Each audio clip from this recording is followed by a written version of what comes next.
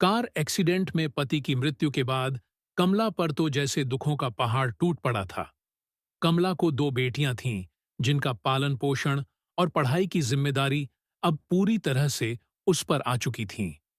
उसके पति की थोड़ी बहुत सेविंग्स थीं, जो कुछ ही महीनों में अब शून्य होने को आई थी। भगवान जैसे उसकी कड़ी परीक्षा लेने पर तुला था, क्योंकि ले देकर उसके पास एक ही कमाई का जरिया था, जो थी उसकी गाय पर। अब वो भी बीमारी से मर चुकी थी।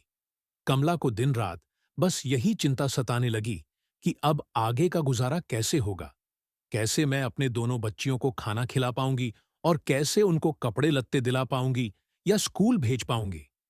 दिन रात की चिंता में कमला का चेहरा मुरझा रहा था, जो साफ साफ देखा जा सकता था। कमला के कई सारे पड़ोसी थे, मगर वह सिर्फ नाम के थे। किसी ने भी अपना पड़ोसी धर्म नहीं निभाया था। इनमें से एक पड़ोसी टीचर थे, जो कमला की परिस्थिति से भली भांति वाकिफ थे। एक दिन इस टीचर ने कमला को अपने पास बुलाया और समझाया, देखो कमला, कुछ दिनों के लिए अगर मैं तुम्हारी मदद कर भी दूं, तब भी इससे तुम्हारा कोई भला ना हो पाएगा। अगर तुम्हें अपनी परिस्थिति बदलनी है, तो तुम्हें खुद ही इसमें बदलाव लाना पड़ेगा। कमला ने बड़ी निराशा भरी आवाज में पूछा, भला मैं कर ही क्या सकती हूं? मेरे पास तो कोई नौकरी भी नहीं है। टीचर ने कहा, नहीं नहीं कमला, मैं तुम्हें नौकरी करने के लिए नहीं कह रहा हूं। मैं जानता हूं कि तुम कढ़ाई बुनाई का काम बहुत अच्छा करती हो। बस इस काम में अपना मन लगा दो। जितना ज्यादा कर पाओगी, उतना यह काम करो। इसके अलावा तुम बाकी फालतू के खर्चे, जैसे कि चाय का खर्चा, कम कर दो।